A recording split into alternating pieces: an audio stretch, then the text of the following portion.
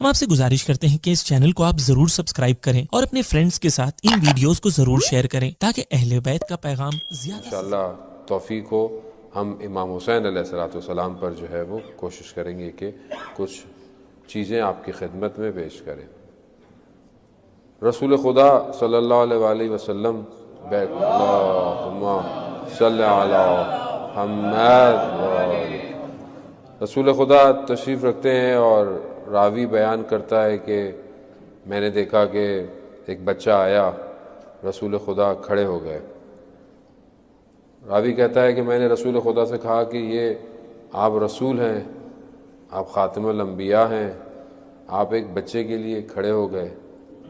کہا یہ حسین ہے، اس کے لیے عرش پہ لکھا ہے ان الحسین مصباح الہدی و سفینۃ النجات۔ عزیزان محترم، امام حسین علیہ السلام کی جو ہستی ہے وہ اسلام کی بقا ہے۔ اصل میں اگر امام حسین علیہ السلام کربلا میں نہ پہنچتے اور اسلام کے لیے جو قربانی دی وہ نہ دیتے تو آج اسلام کی یہ شکل نہ ہوتی۔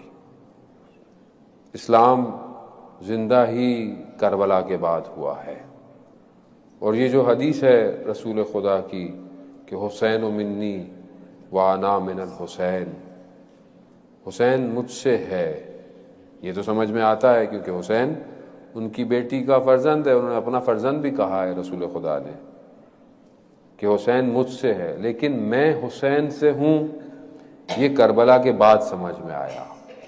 کیونکہ اسلام کو اگر امام حسین قیام نہ کرتے تو پھر اسلام میں حلال اور حرام اور ظلم اور ستم اور جو ہر چیزوں سے انکار ہو گیا تھا وہ آج ہمارے سامنے موجود نہ رہتا۔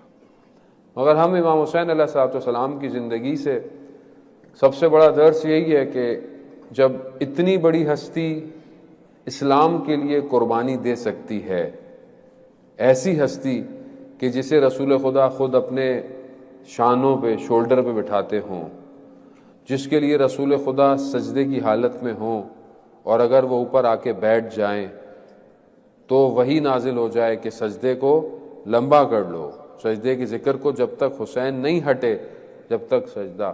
کیا بتانا چاہ رہے ہیں؟ یعنی کہ ایسی ایک شخص ہے، ایک ایسی ذات ہے کہ جو اتنی امپورٹنٹ ہے، اور وہ اتنی امپورٹنٹ ہستی کربلا جائے اور اپنا سب کچھ قربان کر دے۔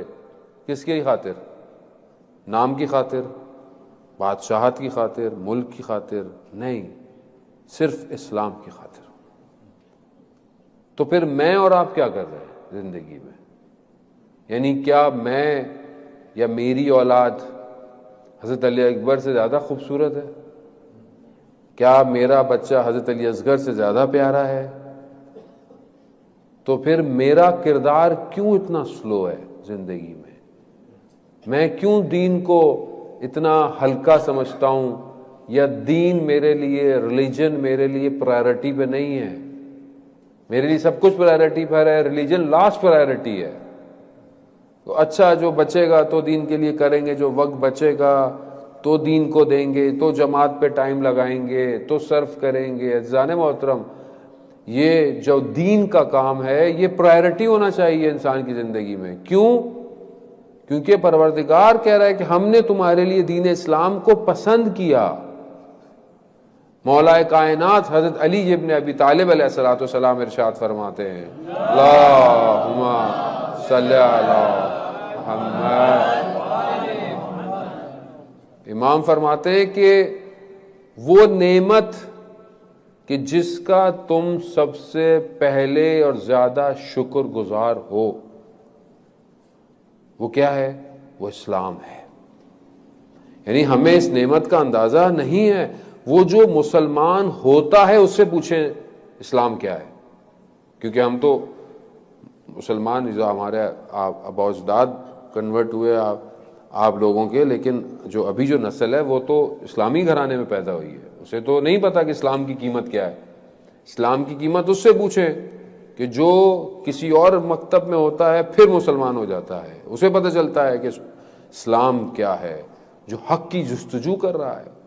مجھے آپ کو تو مسئلہ ہی نہیں، مجھے تو مل گیا اسلام آرام سے، اب تبھی مجھے ایسا ہونا چاہیے، ویسا ہونا چاہیے، یہ نہیں ہونا چاہیے۔ میں کیا کر رہا ہوں؟ ہمیں انگلی اٹھانا بڑا آسان ہوتا ہے کہ وہ یہ نہیں کر رہے، انہوں نے یہ نہیں کیا، جماعت یوں نہیں کرتی، یہ فلانا نہیں ہے، یہ نہیں ہے۔ میں نے کیا کیا آج تک؟ میں نے دین کے لیے کیا کیا ہے آج تک؟ یا میں سوچ رہا ہوں کہ میری کوئی پلاننگ ہے دین کے لیے؟ ابھی میں اپنے بچے کو پڑھاتا ہوں، فلانے اسکول میں پڑھے گا، ڈاکٹر بنے گا، انجینئر بنے گا، سافٹ ویئر انجینئر بنے، بزنس مین بنے، ایک دکان کھول لوں میں اس کے لیے۔ مگر کیا میں یہ سوچتا ہوں کہ یہ کل امام زمانہ کے کس کام آئے گا؟ کیا میں نے اس کو کوئی ایسی چیز، کوئی ایسی اسکل، کوئی ایسا پروفیشن کہ جو امام زمانہ کو ضرورت ہے سکھا رہا ہوں؟ نہیں مولانا، گھر کیسے چلے گا، کاروبار کیسے چلے گا؟ ابھی چھوڑے نا دین کو، کتنا دین کریں گے؟ دین صرف مسجد میں نہیں ہے، دین زندگی کے ہر حصے میں دین ہے۔ دین کاروبار میں بھی ہے، دین بازار میں بھی ہے، دین گھر میں بھی ہے، دین اسکول میں بھی ہے، دین کالج میں بھی ہے، دین یونیورسٹی میں بھی ہے، ریلیجن ہر جگہ ہے۔ ہم دین کو صرف مسجد میں نہ رکھیں عزیزان محترم، کہ مسجد میں آئے تو دیندار، باہر نکلے تو چھوڑے، دین سے کیا تعلق ہے؟ حلال کا حلال، حرام کا حرام، ہمیں کیا فرق پڑتا ہے؟ نہیں، دین اجتماعی اور فطری دین ہے۔ اور اگر آج مجھے عادت نہ ہوئی تو کل جب امام آئیں گے تو مجھے بہت مشکل ہو جائے گا دین کو سمجھنا، کیونکہ میں نے دین کو پارٹ ٹائم رکھا ہوا ہے، پارٹ ٹائم ہے دین۔ بچ گیا تو دیندار، بوڑھے ہو گئے تو مجبوری ہے ہاتھ میں تسبیح، اور تو آپشن کوئی نہیں ہے، پھر حج عمرہ پہ چلیں، اور کیا جتنی حجیں زیارت کر سکتے ہیں کریں۔ جوانی میں کہیں اور گھومنے چلتے ہیں، پیرس میں چلتے ہیں، گھوم پھر کے آئیں گے، جائیں گھومے پھریں، لیکن ریلیجن کو کتنی امپورٹنس ہے آپ کی میری زندگی میں۔ عزیزان محترم، جو دیندار ہے اسے یہ پریشانی ہوتی ہے، میں جب کہیں جاؤں گا تو میں نماز کیسے پڑھوں گا؟ جب کوئی ٹریول کرتا ہے اسے یہ پریشانی ہے کہ میرے روزے کا کیا ہوگا۔ جو دیندار ہے اس کو یہی پریشانی ہے، کیونکہ کس کو کیا پتا کہ کل ہم ہیں یا نہیں ہیں۔ امام حسین نے یہی ہمیں سکھایا کہ جتنی بھی تمہارے پاس خوبصورت امپورٹنٹ چیز ہے سب تم نے دین کے لیے دینی ہے، سب دین کے لیے دینی ہے۔ خوب بہت بہت مشہور شیخ کا واقعہ ہے کہ عراق میں پریشان تھے، تو ایسے میں ایک گھوڑے سوار آیا عربی، اس نے پوچھا شیخ کس بات پہ پریشان ہو؟ کہا میں یہ پریشان ہوں کہ یہ کربلا کی زیارت پہ ایک ایک قدم پہ اتنا ثواب ہے۔ امام حسین کی زیارت پہ آپ جائیں، ایک قدم پہ، 40 پہ خاص طور پہ اتنے گناہ ختم ہو جاتے ہیں، حج کا ثواب ہے، اتنے عمروں کا ثواب ہے۔ تو کہہ رہا ہے میری سمجھ میں نہیں آ رہا یہ کیسے ہے۔ تو وہ عربی نے اس شیخ کو ایک واقعہ سنایا، داستان، کہ ایک بادشاہ تھا، وہ اپنے لشکر کے ساتھ، اپنی فورس کے ساتھ جنگل میں گیا اور کھو گیا، اور اپنے فورس سے جدا ہو گیا۔ تو دیکھا کہ ایک جگہ پہنچا تو ایک کیمپ سا ہے، جھوپڑی سی ہے، ایک بوڑھی عورت، اس کو کہا کہ میں بادشاہ ہوں۔ اس نے بولا ویلکم، وہ تو کیا کر سکتی تھی۔ اس نے کہا بادشاہ میرے پاس تو کیا ہے؟ تو اس کے پاس ایک جانور تھا، ایک شیپ تھی، ایک بھیڑ، اس نے اس کو قربان کیا اور بادشاہ کی خدمت کی۔ کہا بادشاہ میرے پاس یہی ہے۔ ایسے میں بادشاہ کا لشکر پہنچ گیا، بادشاہ کے لوگ، وزیر، منسٹر سب پہنچ گئے۔ بادشاہ نے بولا اس بڑھیا کو بھی لے چلو۔ کہاں؟ بولو اس کو دربار میں لے چلو۔ وہاں لے گئے۔ اب سب سے پوچھا کہ اس بڑھیا کو میں کیا گفٹ دوں؟ کہا اس نے ایک آپ کے لیے قربانی کی ہے، آپ اس کو 100 اینیمل دے دو۔ کہا نہیں یہ تھوڑے ہیں۔ کہا اس کو بہت سارے دے دو۔ کہا وہ بھی تھوڑے ہیں۔ ہلکے ہلکے کہا اس کو آدھی حکومت دے دو، آدھا اپنا سب کچھ دے دو۔ کہا یہ بھی تھوڑا ہے. تو کسی نے کہا کہ پھر بادشاہ کیا اپنی پوری دولت دو گے, پوری حکومت دو گے اس کو؟ کہا پھر بھی تھوڑا ہے. کہا کیسے؟ کہا کہ جب میں اس کے پاس گیا, میں بادشاہ تھا, یہ رعایا تھی, اس کے پاس جو کچھ تھا اس نے اپنا سب کچھ مجھے دے دیا. اب یہ میرے پاس ہے, میں بادشاہ ہوں, اب اگر میں سب کچھ دے بھی دیتا ہوں تو بھی تھوڑا ہے, مجھے اس کا شکریہ بھی ادا کرنا پڑے گا. تو اس عربی جوان نے کہا شیخ, امام حسین کے پاس جو کچھ تھا, 6 مہینے کا بچہ تھا, 18 سال کا علی اکبر تھا, بھائی جوان تھا, بوڑھا حبیب ابن مظاہر تھا, جو کچھ حسین کے پاس تھا سب امام نے خدا کو دے دیا. اب جو بھی خدا کی خدائی میں ہے وہ سب حسین کا ہے.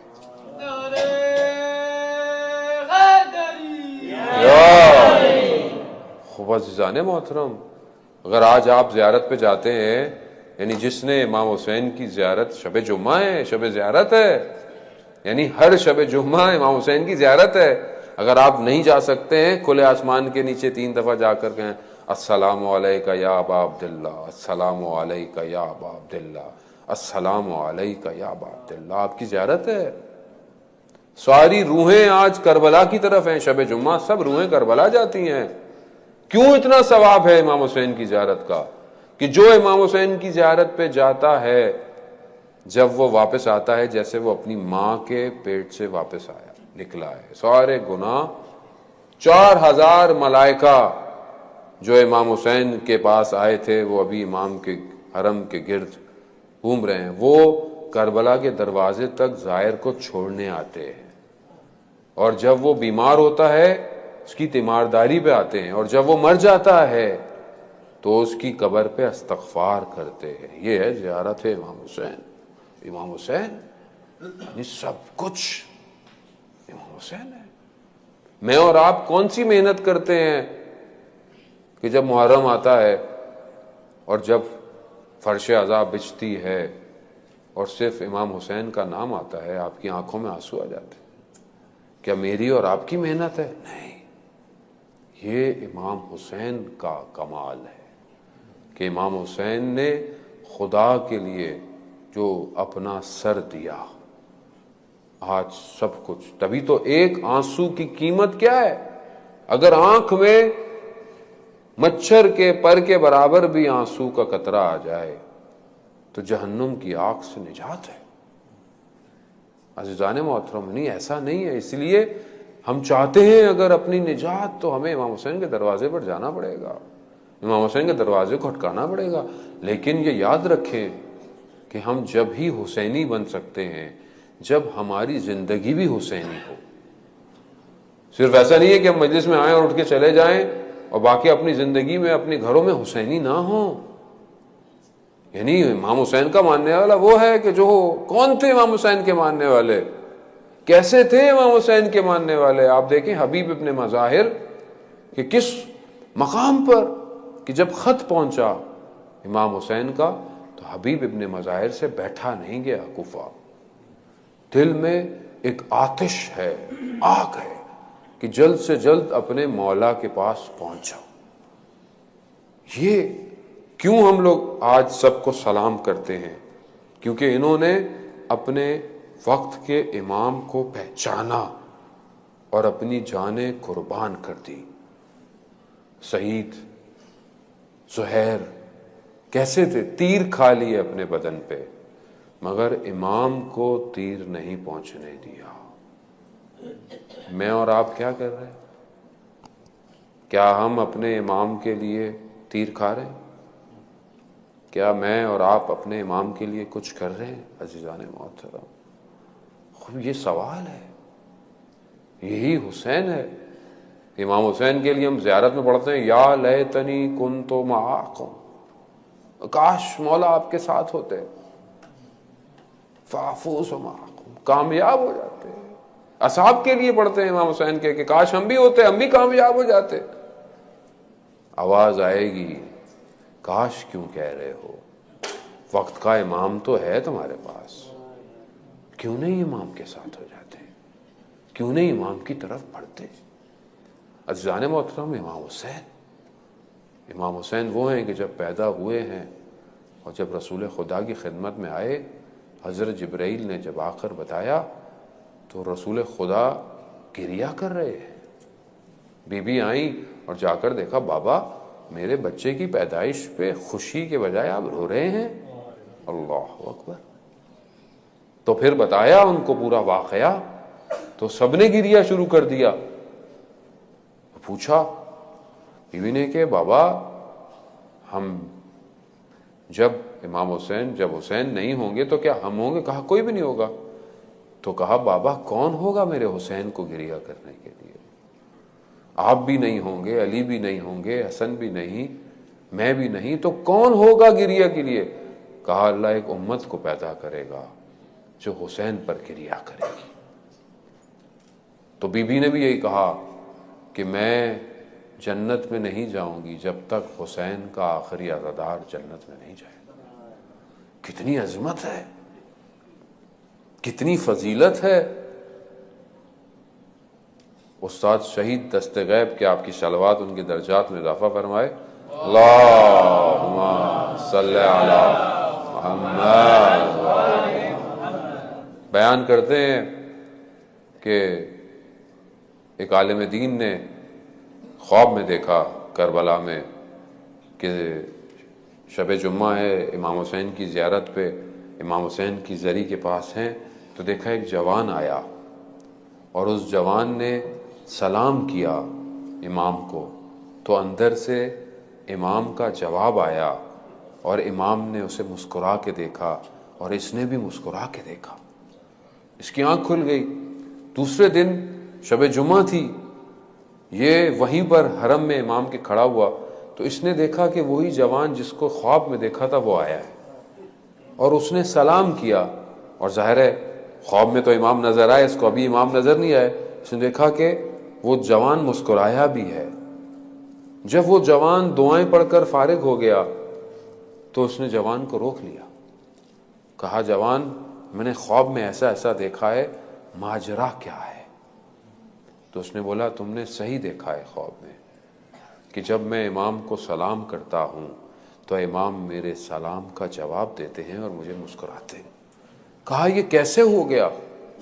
کہا کہ میں کربلا سے دور رہتا ہوں اور میرے ماں باپ دونوں آ نہیں سکتے، تو میں ایک جمعرات کو کبھی اپنے والد کو لے کر آتا ہوں اور ایک جمعرات کو اپنی والدہ کو، ایک دن ماں اور ایک ہفتے باپ کو لے کر آتا ہوں۔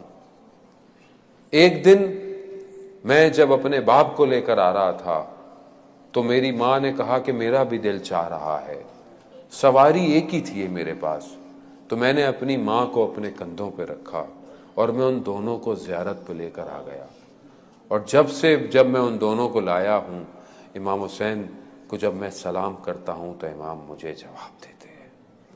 ہاں عزیزان محترم، آیت اللہ عظمہ بہجت یہی فرماتے ہیں کہ امام حسین کے حرم میں جانے کی جو پرمیشن ہے، جو دخول ہے، وہ گریہ ہے۔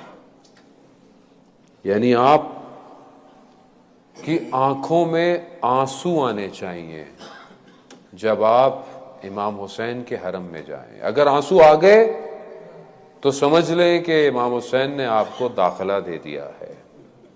آئیے عزیزان محترم، شب جمعہ ہے، ہم بھی چلتے ہیں اپنے دل کو کربلا، کاش کہ ہم بھی شب جمعہ کربلا میں ہوتے۔ آئیے، مگر امام حسین کے پاس جانے سے پہلے ہمیں اس غازی عباس سے اجازت لینی پڑے گی۔ اللہ اکبر۔ آپ کو پتا ہے نا، سالار ہے، لشکر کا سردار ہے۔ کتنی دفعہ حضرت عباس نے اجازت مانگی کہ مجھے جنگ لڑنے دیں، جنگ لڑنے دیں، کہا نہیں عباس تم لشکر کے سردار ہو۔ ایک وقت آیا کہ لشکر ہی نہیں رہا، کہا اب تو لشکر نہیں رہا، مگر اجازت نہیں مل رہی ہے۔ کیوں؟ کیونکہ عباس جیسا بھائی کس کو نصیب ہوتا ہے؟ ہاں مگر ایک بچی آئی اور کہا چچا جان بچے پیاسے ہیں، بھائی پیاسا ہے۔ کہا بابا سے اجازت لے کے دے دو، میں پانی لے آؤں گا۔ ہاں عزیزان محترم، وہ بچی گئی اپنے بابا کے پاس، کہا بابا بھائی کے لیے پانی چاہیے، چچا کو جانے دے۔ ہاں ہو سکتا ہے حال دل ہے، امام حسین نے یہ کہا اور بیٹی کو بیٹی تمہیں اپنے بھائی کے لیے پانی چاہیے، مگر میرا بھائی گیا تو واپس نہیں آئے گا۔ ہاں عزیزان محترم، میں جنگ نہیں پڑھوں گا۔ حضرت عباس گئے، حضرت عباس نے پانی دیکھا، پانی کو پانی پر مار دیا اور یہ دیکھ کر کہا کہ جس کا مولا پیاسا ہو ہم کیسے پانی پی سکتے ہیں؟ عزیزان محترم، روزے ہیں، امام حسین کی پیاس کو یاد رکھیں جب پانی پئیں۔ ہاں عزیزان محترم، حضرت عباس مشکیزہ بھرا ہوا لے کر آئے مگر خیموں پہ نہ جا سکا۔ حضرت عباس گھوڑے سے زمین پر آئے، نہ جانے کیسے آئے، جس کے ہاتھ ہوتے ہیں وہ اپنے بدن کو روکتا ہے، مگر عباس نے کیسے روکا ہوگا مجھے نہیں پتا۔ ہاں اپنے بھائی کو، اپنے مولا کو پکارا، مولا آئے ہیں، نہ جانے کس طرح پہنچے، اپنے بھائی کے بدن پہ خون صاف کیا۔ بھائی وصیتیں کر رہا ہے، غازی عباس نے وصیتیں کی۔ کیا کہا کہ بھائی میرے بدن کو خیموں میں مت لے کے جائیے گا۔ نہ جانے کیوں خیموں میں نہیں لے کے جائے گا۔ علماء بیان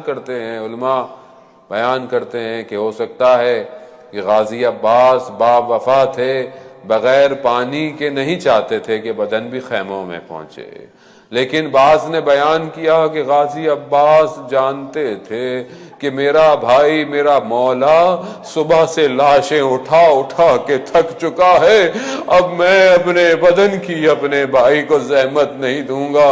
عزیزان محترم، مگر وقت آیا، ابھی تو مولا امام حسین کے زانو پر عباس کا سر ہے، لیکن شاید غازی عباس نے یہ پوچھا ہو، ارے میرے بھیا جب آپ زمین پر گریں گے تو آپ کا سر کون اٹھائے گا؟